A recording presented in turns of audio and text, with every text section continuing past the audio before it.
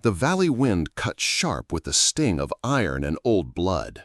Elias Ward pulled back on the reins, staring hard at the cabin gate he had just inherited. There, swaying in the cold dawn, 5 women hung from ropes. A single warning scorched into the wood. This land belongs to Morrison. For a long moment, Elias thought the valley was playing tricks on him. He had seen plenty of death during the war. Men sprawled across battlefields, the smell of gunpowder and blood heavy in the air. But this was different.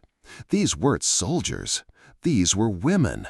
5 bodies suspended like broken branches, their dresses torn, hair tangled by the night wind, their bare feet swaying in silence.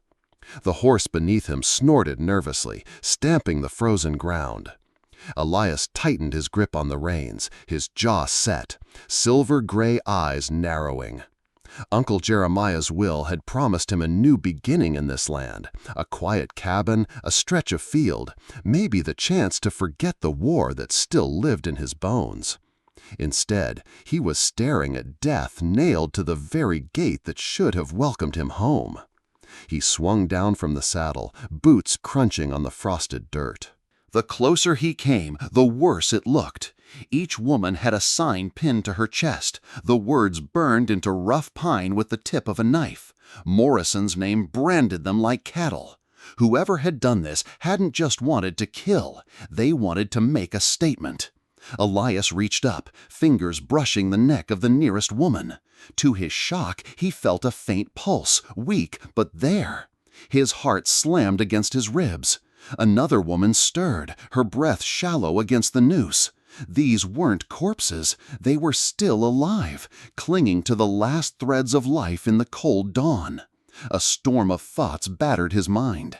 Cutting them down meant war with Morrison, a man whose reach stretched across the territory like shadow at sundown.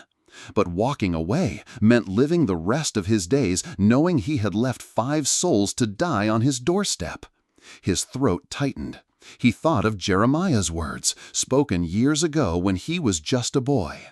Land isn't just bought with money, Elias, it's held with blood. The truth of that saying now stared him in the face. With a slow breath, he pulled the knife from his belt. The steel caught the morning light. His hand trembled, not from fear, but from the weight of the choice. Then, steadying himself, he sliced through the first rope. The woman's body fell limp, but he caught her, lowering her gently to the ground. The rope had carved angry red grooves into her neck, but her chest still rose with shallow breaths. One by one, he moved down the line, cutting rope after rope, until all 5 lay on the earth before the gate. Their faces were pale, lips cracked, wrists bound raw. Yet, even through bruises and blood, a spark of life remained. Elias knelt beside them, chest heaving, the knife still warm in his hand. He had crossed the line, and there was no going back. The ground was hard as iron beneath their bodies, the night frost clinging to their torn dresses. Elias dragged them one at a time beneath the shadow of the cabin's front awning, out of the reach of the wind. His breath smoked in the chill, sweat freezing on his brow despite the cold. He could feel the weight of unseen eyes pressing down from the tree line. Morrison's men, no doubt, would be watching, waiting to see what choice the new landowner would make. Inside, the cabin was dark, dust thick as a burial shroud. Jeremiah hadn't lived here for years, and it showed. The hearth was cold, the boards warped, the air heavy with neglect. But for 5 half-dead women, it was shelter enough. Elias lowered each of them onto the floorboards, then struck flint to steel until sparks leapt and a fire sputtered to life. The small flames spread, filling the cabin with a faint glow. Shadows stretched across scarred faces. The first woman stirred, her black hair falling like ink across her bruised cheek. Even in weakness, her eyes flashed sharp, like a blade dulled but unbroken. The second, a red-haired woman, groaned, her cracked lips pressed together in silent defiance. The third, slender and golden-haired, clutched faintly at a scarf in her lap, as though the cloth itself kept her tied to life. The fourth size, dark as midnight, opened only halfway, watching everything in silence, a calculation behind the haze. And the last, older, chestnut-haired, her presence was calm and steady, like a mother holding the others together even in the valley of death.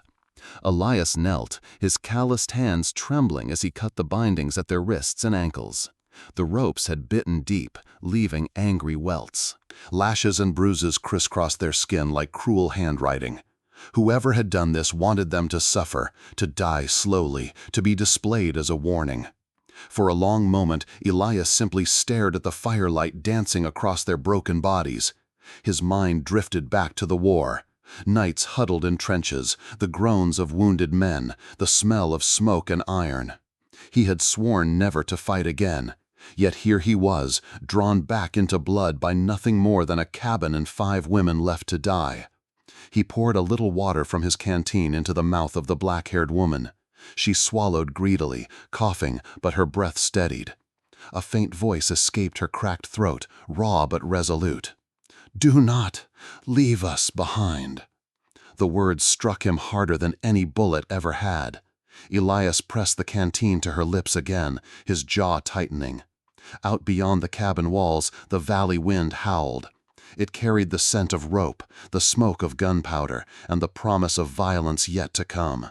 Elias sat with his back against the door, his Winchester laid across his knees, the firelight flickering in his gray eyes. He knew Morrison hadn't just left bodies at his gate. He had laid a challenge. Elias had made his choice. By cutting those ropes, he had stepped into a storm that would swallow him whole. Yet, deep in his chest, beneath the scars of war, a spark caught flame. If you found this helpful, a quick like really helps us keep creating. If you're still watching right now, drop a 1 in the comments so I know you're still with me on this journey. The cabin walls groaned as Elias shoved the heavy door open. Dust rolled out like smoke from a tomb, and for a moment the place felt less like a home than a grave. Yet inside, there was space enough for the broken bodies he carried. One by one, he dragged the women from the cold dirt to the cabin floor, the wood creaking under their weight. The fire came to life after 3 failed strikes of flint. When it finally caught, the flames licked upward with a stubborn crackle, casting thin light into the darkness. What the fire revealed stopped Elias in his tracks. The first woman, her black hair matted with sweat and dirt, blinked through swollen lids. Even in delirium, her eyes gleamed sharp, like a coal waiting for wind to spark it into flame. The second, red-haired, had lips cracked from thirst, but her posture remained defiant, her chin tilted as though daring death to strike her again. The third, a golden-haired girl, looked fragile as glass, her slender frame trembling as she clutched a scarf to her chest like a talisman. The fourth opened her eyes only halfway, pupils dark and steady, calculating even as her breath came shallow.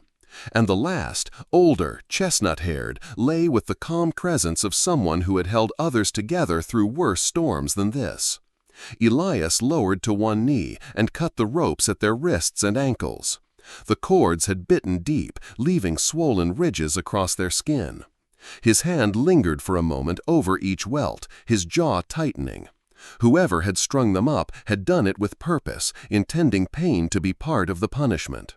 These were not warnings, they were verdicts, delivered slowly. He poured a trickle of water into the black-haired woman's mouth. Her cracked lips parted, her throat working greedily as though she had been drinking fire. She coughed, choked, then swallowed again. The others stirred, faint groans breaking the silence. Elias moved among them, sharing the canteen, breaking dried bread into small pieces, lowering them carefully into trembling hands. The cabin filled with the sounds of life fighting to return, ragged breaths, whispered groans, the rustle of fabric against the floor. It was weak, fragile, but it was enough to defy death. Elias leaned back against the wall, staring into the fire. The flickering yellow light danced in their hollowed eyes, revealing sparks of something more than survival. Defiance, hope, a hunger not yet crushed. He thought of the words that had been read to him in church long before the war, words he had nearly forgotten in the years since. "By this everyone will know that you are my disciples, if you love one another." John 13:35. He had not come here to lead, to save, or to fight again. But tonight, by bread, by water, by a knife that cut ropes instead of throats, he found himself bound to these women as if by covenant. The valley wind howled outside, rattling loose boards, carrying with it the echo of Morrison's threat. Elias closed his eyes, the firelight washing his scarred face. He knew what this meant. He hadn't inherited a cabin, he had inherited a war. The fire burned low, its glow flickering across the rough boards of Jeremiah's cabin. Outside, the valley slept under a blanket of fog, but inside, the silence grew heavy, too heavy to ignore. The women lay close to the fire, each breath shallow, each movement weighted with exhaustion. Yet slowly, voices began to break the stillness. It was Grace, the oldest, who spoke first. Her voice was soft, but carried a weight that seemed carved from stone. "The man who hung us at that gate is Judge Morrison. In town, folks bow to him like he's God himself. But behind that black robe, he buys people like cattle, forges papers, and turns women into property. We resisted, and this was the price."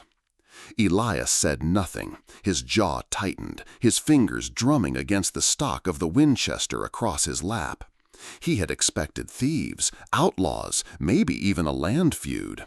But a judge? That was something different, something fouler. Ruby pushed herself up on one elbow.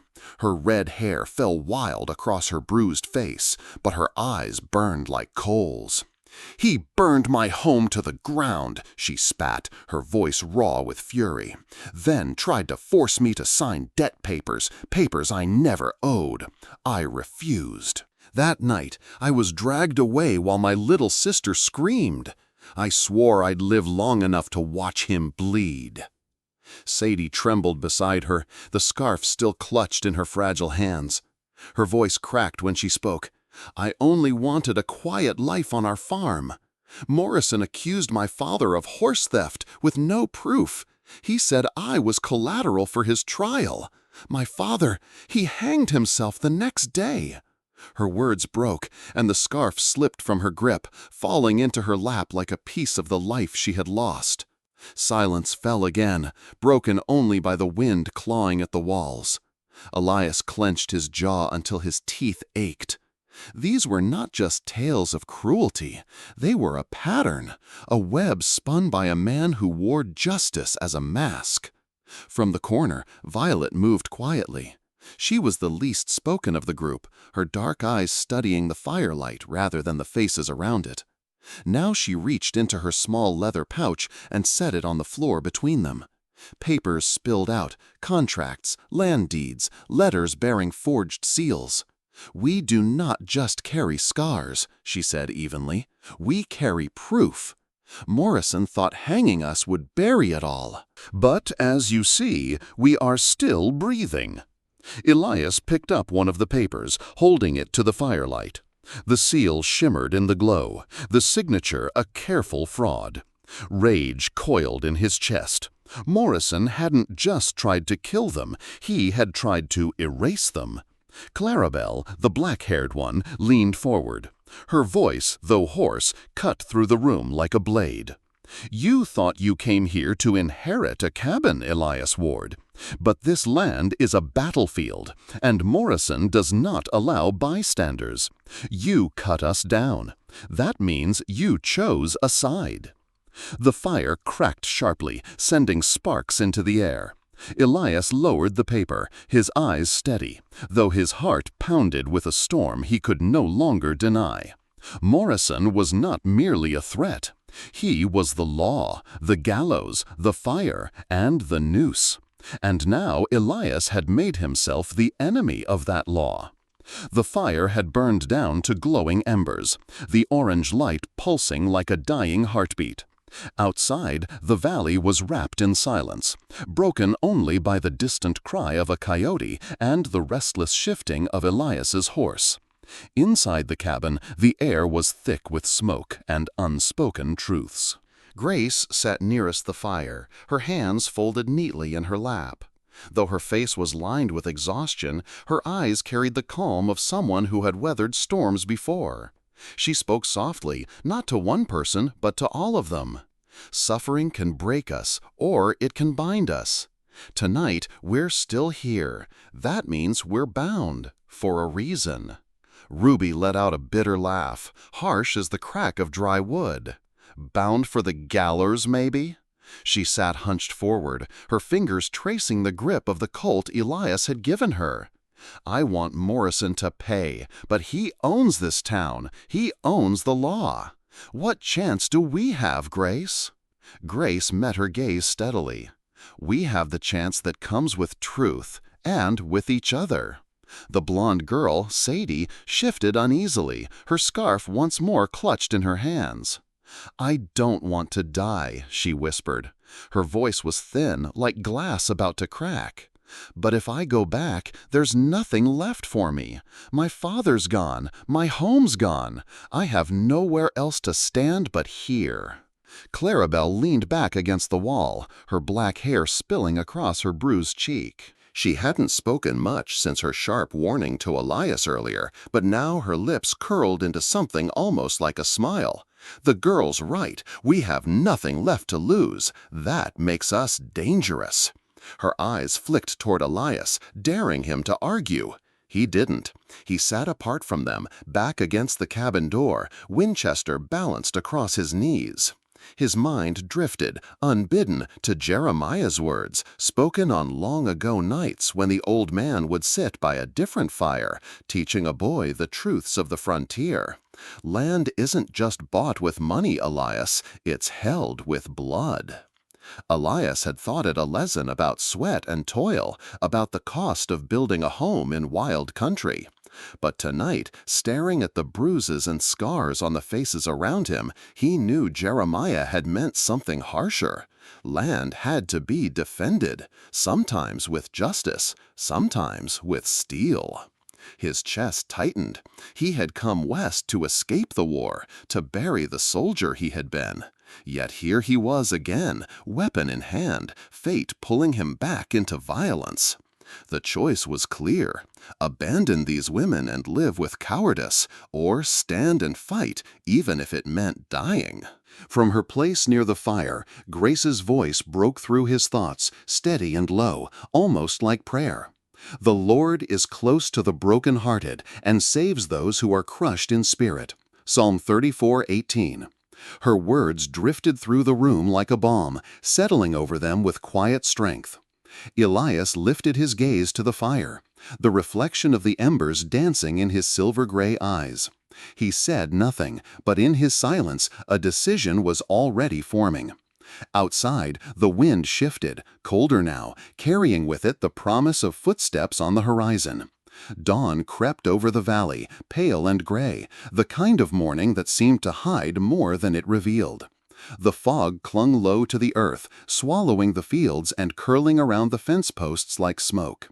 Elias sat on the porch step, coffee steaming in his tin cup, Winchester resting at his side. For the first time in years, he felt the weight of war return, not in memory, but in the air itself, thick and waiting. Inside the cabin, the women stirred slowly, their breath heavy from the night's exhaustion. Clarabelle was the first to emerge, her black hair tangled, her eyes still shadowed by the rope's mark. She stepped quietly to the porch, her gaze fixed on the mist that rolled across the hills. Her lips parted, and her voice came out like a blade cutting through cloth. "He knows we survived." Elias followed her stare. At first, there was nothing but the shifting fog. Then, faint but clear, the sound of hoofbeats. Slow, measured, deliberate. The rhythm grew louder, echoing across the valley floor. Out of the haze, 3 riders appeared, black horses standing tall on the rise above the cabin. They didn't advance, they only watched. The man in the middle sat straight-backed in the saddle, his hand resting casually on the grip of his revolver, as if human life was nothing more than a number on a ledger. Ruby appeared at the window, her fiery hair catching the weak light. "I knew it," she hissed. "The vultures came to see if we still breathed." Her blue eyes flared with fury as she pressed her hands against the window frame. "He'll never let us go, not after this." Behind her, Saga clutched Grace's hand, trembling so hard the scarf in her lap slipped to the floor. Grace squeezed her fingers gently, though her own eyes were locked on the riders outside. "They're testing us," she said quietly, "seeing if we'll run." Elias rose slowly, setting his cup aside. His boots ground against the porch boards as he walked to the edge, his silver-gray eyes locked on the three dark figures. He did not raise his rifle, not yet, but his hand rested firm on the stock, a silent answer to the threat on the ridge. Clarabelle's voice was low, sharp as the wind. "This is his warning, landowner. You still have a choice. Leave now, and he might let you live." Elias didn't turn to her. His gaze stayed fixed on the riders, their silhouettes still as statues against the fog.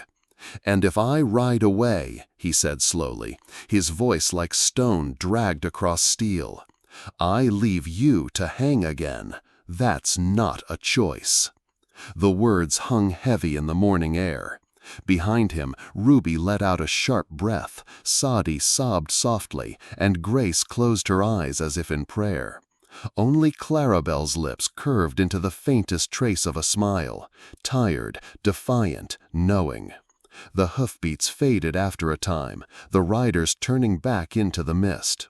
But their silence was louder than any gunfire. Morrison's men had seen enough, and soon they would return, not as three shadows, but as an army. Elias stepped back into the cabin, his hand brushing the doorframe as if sealing a vow. "He knows we're alive," he said simply. "Now we prepare." The fog burned away by noon, leaving the valley bare beneath a pale winter sun. The air carried that brittle stillness Elias remembered from the war, the silence of men waiting for the storm to break. He stood in the doorway of the cabin, scanning the ridges where the riders had vanished. The land looked empty, but he knew it wasn't. Somewhere beyond the tree line, Morrison's eyes were watching. Inside, the women sat huddled near the fire, their faces marked by sleepless hours. Fear hung heavy in the room, but beneath it, something else had begun to take root. Resolve. Elias laid his Winchester across the table, then pulled out the small collection of weapons Jeremiah had left behind. An old Colt revolver, a sawed-off shotgun, a battered musket, a Navy Colt with its finish worn smooth. He looked at the women one by one. "If you stay here, you'll need more than hope," he said. His voice was calm, steady. "Morrison won't send warnings next time. He'll send killers. If you can pull a trigger, you stand a chance." Ruby was the first to move. Her red hair tumbled across her shoulders as she stepped forward and seized the Colt before anyone else could reach for it. Her bruised lip curled into something fierce, almost triumphant. "I don't need hope," she muttered. "I need bullets." Sadie trembled where she sat, her small hands clutched tight in her lap. Elias held out the shotgun, the heavy iron gleaming dull in the firelight. "It's not about strength," he told her gently. "It's about holding steady when the time comes." With hesitant fingers, she took it, nearly dropping under the weight. But she didn't let go. Her knuckles whitened as she drew the weapon close, as if cradling something precious. Violet moved next, silent as ever. She slipped the hunting knife into her sleeve, the blade hidden but ready. Her eyes flicked to Elias once, sharp and calculating, before she melted back into the shadows by the wall. Grace approached last. She ran her fingers across the battered musket, her face unreadable. Then she picked it up, the stock resting firm against her shoulder. "It'll do," she said simply. There was no hesitation in her voice, only the steady tone of a matriarch accustomed to carrying more than her share. Clarabelle lingered, watching Elias. When he finally held out the navy Colt, she took it with a slow, deliberate motion. Her fingers closed around the grip like it belonged there, like it had always been hers. She met Elias's gaze, her green eyes gleaming in the firelight. "So," she said quietly, "we fight as one." Elias looked around the cabin. Windows were being boarded with rough planks torn from the back wall. Furniture was dragged against the door. Barrels and sacks were stacked for cover. The place no longer resembled Jeremiah's quiet homestead. It had become a fortress, crude but unyielding.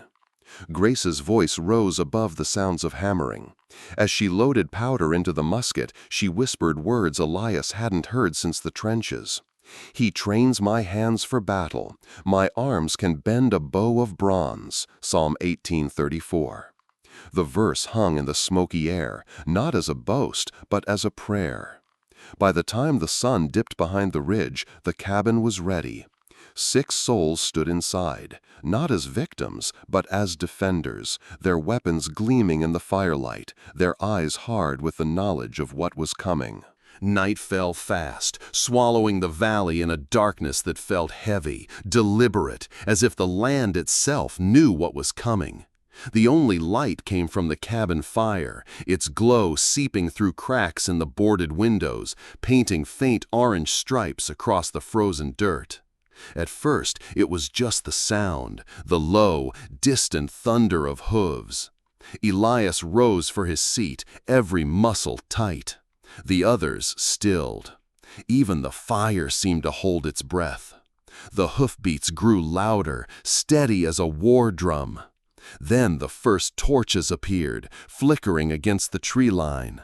One flame became 3. 3 became a dozen. Soon the entire ridge glowed with fire, a ring of orange teeth closing in on the cabin. Ruby cursed under her breath, her fingers flexing on the grip of the Colt. "I told you," she hissed, her voice trembling with fury. "He'll never let us go. Not now, not ever." Sadie clutched the shotgun, her shoulders shaking, tears streaming down her cheeks as she tried to steady her breath. Grace reached out, laying a firm hand on the girl's trembling arm. "Breathe, child," she whispered. "Steady hands, steady heart." From the window, Violet watched the circling riders in silence, her dark eyes reflecting the torchlight. "They're not rushing us," she said finally. "They want us to feel the noose before they tighten it." Clarabelle stood at the door beside Elias, the navy Colt resting ready in her hand. Her gaze never left the torches advancing through the fog. "This is no longer a warning," she murmured. "This is war." Elias's jaw clenched as he stepped onto the porch. The cold bit at his face, the sound of the approaching riders echoing through his chest like cannon fire. He knew Grace was right. He could still run, still slip away into the hills with his life intact. But when her voice called out behind him, steady and urgent, it only strengthened his resolve. "You still have a way out, Elias. We do not. Go now, and you might live." He turned his head slightly, enough for the firelight from inside to catch the scarred line of his jaw. His voice came out low, gravelly, but sure. "I made my choice last night." He touched the stock of his Winchester with a steady hand. "This is my land now, and it is our fortress." Clarabelle's lips curved into a faint, fierce smile. She stepped closer, pressing a worn dagger into his palm. Her green eyes burned in the flickering torchlight. "Then know this. You didn't just inherit a cabin. You inherited a war." The riders emerged from the mist then, dozens of them, spreading out in a wide circle around the cabin. Their laughter rang harsh across the night, cruel and confident. Horses snorted and pawed the earth as if they already smelled blood. The flames from their torches cast wild shadows across the valley, turning the snow and dirt into a stage for violence. Inside, the women tightened their grips on cold steel. Outside, Elias lifted his Winchester, his silhouette framed against the door. The words of a psalm rose unbidden in his mind, anchoring him in the face of the storm. Even though I walk through the valley of the shadow of death, I will fear no evil, for you are with me. Psalm 23:4. The cabin had become a fortress, and the night had become a battlefield. If you're still watching right now, drop a 1 in the comments so I know you're still with me on this journey. The night shattered with a single crack of gunfire. The bullet tore through the cabin's front window, splintering wood, glass, and silence all at once. Elias flinched, his Winchester snapping up instinctively. The women gasped, eyes wide in the flickering firelight. That sound, the first shot, meant there was no turning back. Ruby was the first to move. She sprang from her crouch by the window, Colt already in her hand. Her jaw was set, her blue eyes blazing. When a shadow loomed at the porch, she squeezed the trigger. The explosion thundered inside the cabin, the recoil kicking against her wrist. Outside, a man stumbled backward, clutching his chest, his scream cut short as he collapsed into the dirt. Ruby's lips curled in a grim snarl. "That's for my sister." The blast seemed to wake them all. Sadie shrieked when a second intruder smashed through the back door, splintering the wood with his shoulder. She raised the sawed-off shotgun with trembling hands, eyes squeezed shut. The trigger pulled with a deafening roar. The recoil nearly knocked her to the ground, but when the smoke cleared, 2 men lay broken on the threshold, their bodies twisted in a red haze. Sadie stared, horrified, the weapon slipping from her fingers. Grace was there in an instant, steady hands catching the gun before it fell. "Breathe, child," Grace whispered firmly, reloading with the calm precision of someone who had lived long enough to know fear couldn't be allowed to rule. Gunfire erupted from every direction. Bullets whined through the walls, splinters flew like knives, and the smell of powder filled the air. Elias worked the lever of his Winchester with cold efficiency, firing into the darkness whenever a shadow moved too close.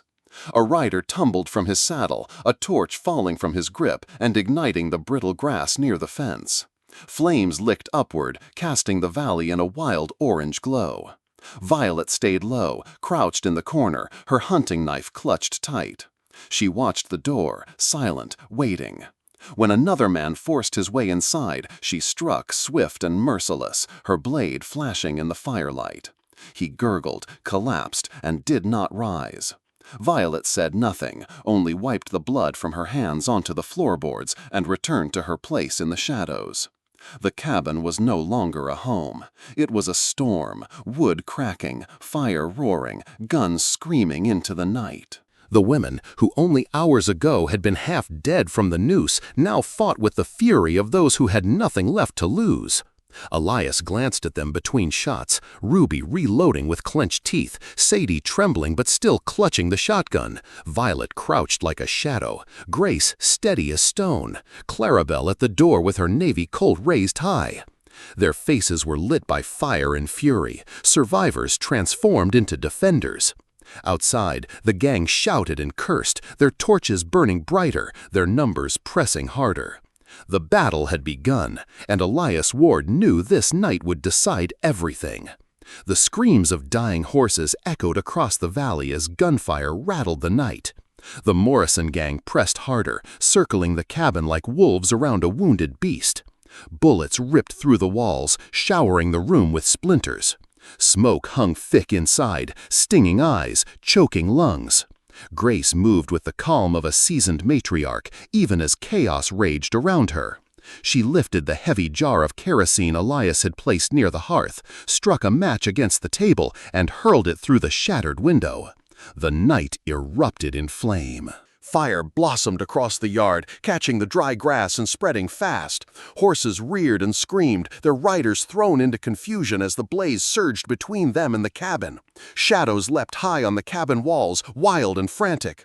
The roar of fire joined the crack of gunshots, turning the battlefield into a living inferno. Ruby took the chance. She slammed a fresh round into the Colt and fired through the open window, her shot catching a man square in the chest as he tried to drag a torch closer. She spat into the dirt at her feet. "Burn with it, you bastard!" Sadie crouched low, pressing the shotgun hard against her shoulder the way Elias had shown her.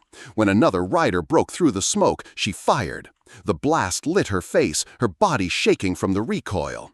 The man toppled backward off his saddle, his scream lost in the roar of fire. Tears streamed down her cheeks, but her grip on the gun did not falter. In the shadows of the cabin, Violet moved like a phantom. She slipped behind the man who had forced his way through the back door, her knife flashing once, twice. He crumpled without a sound, his blood dark against the wooden floor. Violet's eyes were cold, her breathing steady. She melted back into the darkness before anyone could speak. Through it all, Elias was the anchor. His Winchester barked again and again, each shot deliberate, measured. One rider, then another, then a third fell under his steady aim. He fought like a man who had seen war before and understood its language. Smoke curled around his scarred face, his eyes glowing silver in the firelight. And then there was Clarabelle. She stood beside Elias at the door, the Navy Colt gripped tight in her hands. Her green eyes blazed, her lips set in a grim line. Each shot she fired cracked the air with precision, each one cutting down another shadow that dared approach the cabin. Together, she and Elias moved as one, covering each other, holding the line. Outside, the gang howled, torches flaring against the smoke. The fire Grace had started spread wider, forcing the riders back, but also illuminating their numbers. Dozens still remained, their silhouettes ringed in flame. Inside, hearts pounded, chests heaved, and eyes met in brief flashes of shared resolve. They were bloodied, battered, outnumbered. But for the first time, Elias knew they weren't merely survivors, they were warriors. The cabin groaned under the assault. Bullets thudded into the walls, sending dust and splinters raining down. The air was thick with gun smoke and the acrid stench of burning grass. Every breath scraped the lungs, every heartbeat thundered like a drum of war. Elias braced his Winchester on the windowsill, firing into the blur of shadows. Each shot was precise, a soldier's discipline guiding his hand. But for every man he dropped, two more pressed forward. Sweat streaked his face, mingling with soot and blood. His shoulder burned from a grazing shot, but his hands never faltered. At his side, Clarabelle fired the Navy Colt with deadly rhythm. The revolver barked again and again, the muzzle flashing in the dark. She moved with a calm intensity, her black hair falling across her bruised cheek, her green eyes unyielding. When Elias leaned aside to reload, she stepped into the gap, her shots cutting down a rider who had made it to the porch. Their rhythm was seamless. She covered him, he covered her. Neither needed words. A glance, a nod, a breath shared in the smoke. That was enough. For a moment, Elias was dragged back into memory. The war, the trenches, nights spent shoulder to shoulder with comrades who never saw the sunrise. He had buried those years deep, vowing never again to fight another man's war. But standing beside Clarabelle, he realized this wasn't another man's war. This was his. This was theirs. Another bullet tore through the window, grazing his arm. Clarabelle's hand shot out, gripping his sleeve. "Stay steady," she commanded, her voice hoarse but sharp. Her words cut through the haze, anchoring him in the present. He met her eyes, fierce, defiant, alive, and the ghost of the battlefield faded. Together they pushed back against the tide. Elias's Winchester boomed, dropping a torchbearer whose flames spilled into the mud. Clarabelle's revolver cracked, driving another raider from the porch. Smoke curled around her face, catching the glow of fire outside. In that light, she looked like something forged in the inferno itself. A woman who had been hung to die, but now stood unbroken, transformed into a warrior. Behind them, Ruby shouted curses as she reloaded. Grace steadied Sadi's trembling hands, and Violet vanished into the dark again with her blade. But the heart of the fight beat strongest at the door, where Elias and Clarabelle held the line. The walls trembled as another volley slammed against them. The gang roared, their voices echoing like thunder. Elias chambered another round, his jaw clenched tight. Clarabelle wiped soot from her face with the back of her hand, her lips curling into a grim smile. "You're not fighting this alone," she said. Elias nodded once, his eyes hard, his voice low. "No, not anymore." And in that exchange, amid smoke, blood, and fire, the cabin ceased to be an inheritance. It had become a crucible, binding them together by steel, by choice, and by war. The gunfire thinned for the first time all night. Smoke curled heavy through the broken windows, carrying the sharp tang of powder and blood.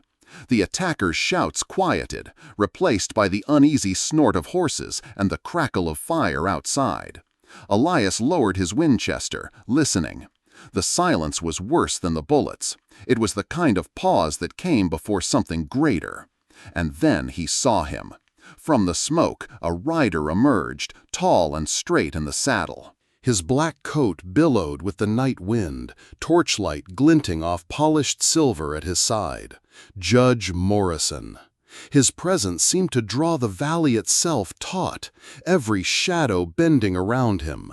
He dismounted slowly, boots striking the dirt with deliberate weight, as if every step was a verdict. The gang parted to make way, their laughter hushed, their faces shadowed in firelight. Morrison walked forward, revolver resting casually at his hip, his expression calm, too calm. He stopped just beyond the porch, his voice carrying like a church bell through the smoky night. "Ward," he called, his tone rich and measured. "You think you've done something noble tonight? All you've done is dig a deeper grave for yourself, for them, for anyone fool enough to stand against me. Around here, the law is what I say it is." The words struck like a whip, cold and arrogant. Ruby spat through the window, her voice burning with rage. "Law? You burned my home. You stole my sister's screams into the night. Don't you dare speak of law." Morrison's eyes flicked to her, the faintest curl of disdain twisting his lips. But before he could reply, Clarabelle stepped forward. Her black hair fell across her bruised cheek, her green eyes blazing with defiance. In her hand, she held a stack of papers pulled from Violet's pouch. "This," she said, her voice hoarse but clear, "is your law. Forged contracts, stolen deeds, debt papers written in the blood of innocents. Every seal false, every word a lie." She thrust them high, the torchlight catching the damning ink. Morrison's composure faltered, just for a breath. His jaw tightened, his hand brushed the revolver. Then Violet's voice cut sharp from the shadows. She stepped into the firelight, holding a silver locket aloft. The intricate engravings gleamed. "Remember this, Morrison? It belonged to Margaret, your wife. She's alive, and she told us everything. How you faked your death to steal her father's mine. How you buried every woman who stood against you." For the first time, Morrison's mask cracked. His face blanched, his sneer twisting into something harsher. "Lies," he barked. "Margaret has been dead for 5 years." Grace rose from her seat near the fire, her voice steady as a judge's gavel. "We met her in Denver 3 weeks ago. She signed a sworn statement." "The marshal has it now." The silence that followed was heavier than the smoke. Morrison's hand trembled on his revolver, his eyes flashing between fury and fear.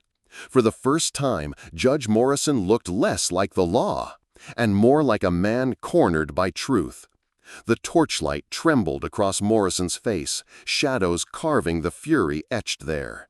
His composure shattered, and in its place rose the raw violence that had always hidden beneath the robe. With a roar, he tore the revolver from his hip and leveled it at Clarabelle. Time seemed to freeze. Clarabelle stood tall on the porch, papers clutched in her hand, the nooses mark still red on her throat.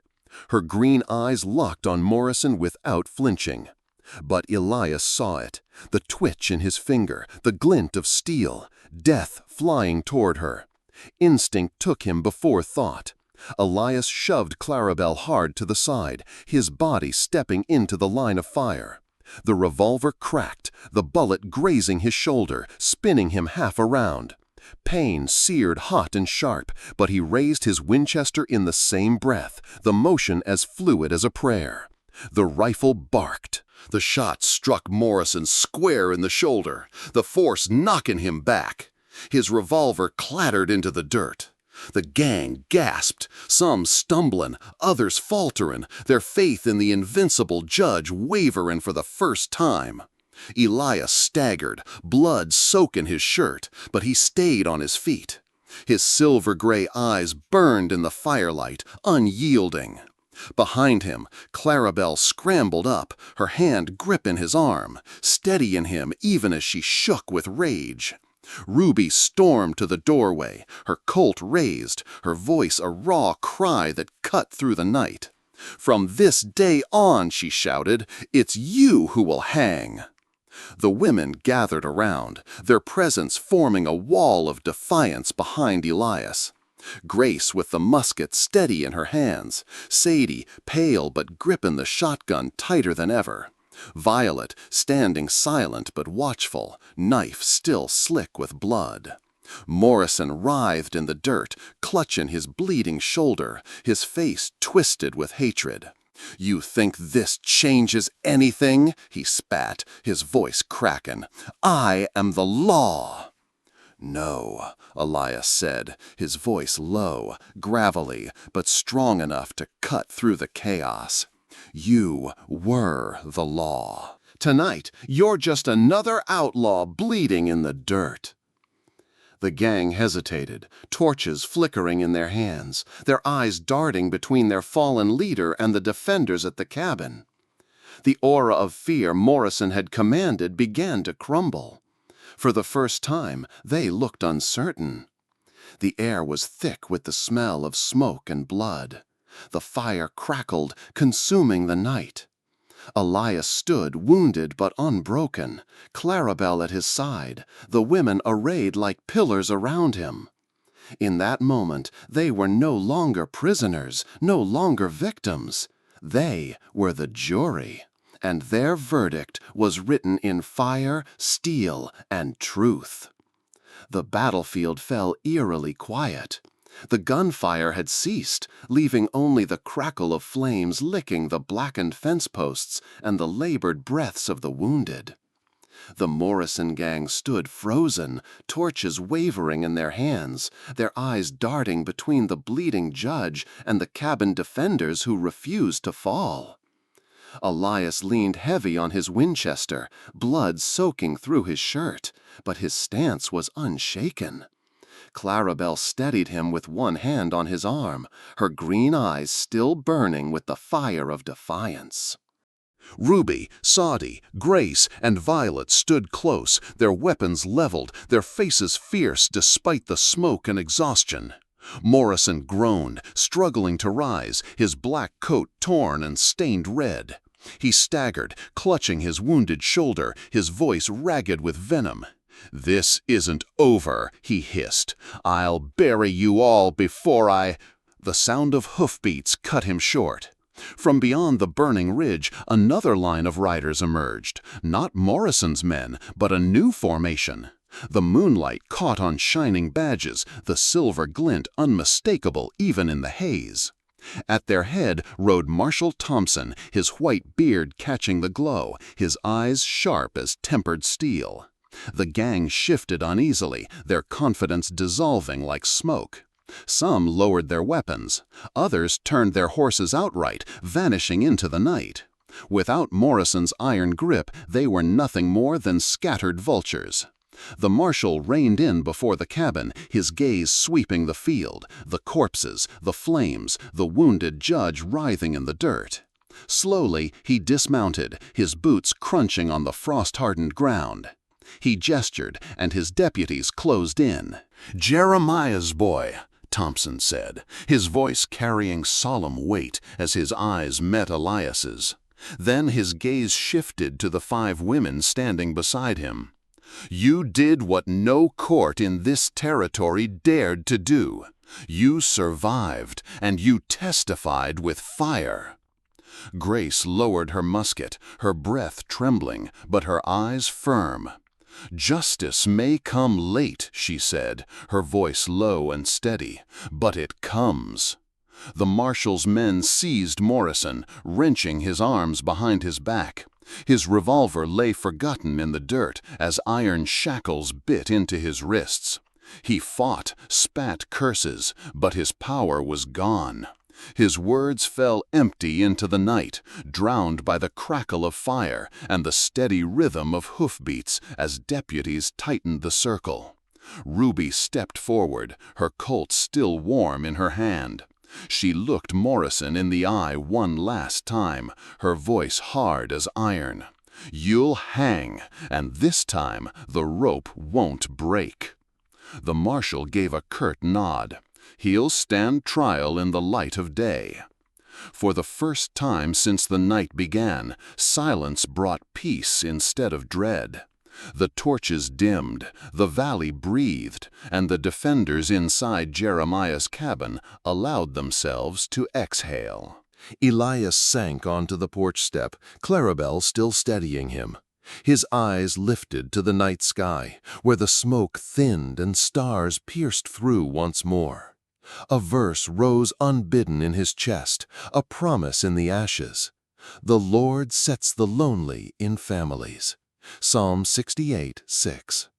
The battle was over, the storm had passed, and in its wake something stronger than blood had been forged. If you like this video, please comment number 9. If you don't like it, please comment number 0. 3 days later, the valley lay still. The smoke had drifted away, leaving behind the acrid scent of charred wood and the faint echo of gunfire carried only in memory. The Morrison gang was scattered, their leader shackled and taken to face judgment. For the first time since Elias Ward had arrived, the land was quiet, not with the silence of dread, but of weary peace. The cabin, however, bore the scars of the storm. Bullet holes riddled its walls, the porch sagged where men had fallen, and blackened streaks ran along the boards where flames had licked close to consuming it all. Yet within those battered walls, life stirred again. Elias stood before the gate, hammer in hand.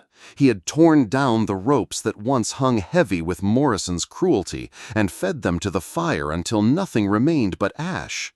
Now he raised new boards, steady and strong, each nail struck with the weight of memory and the promise of tomorrow.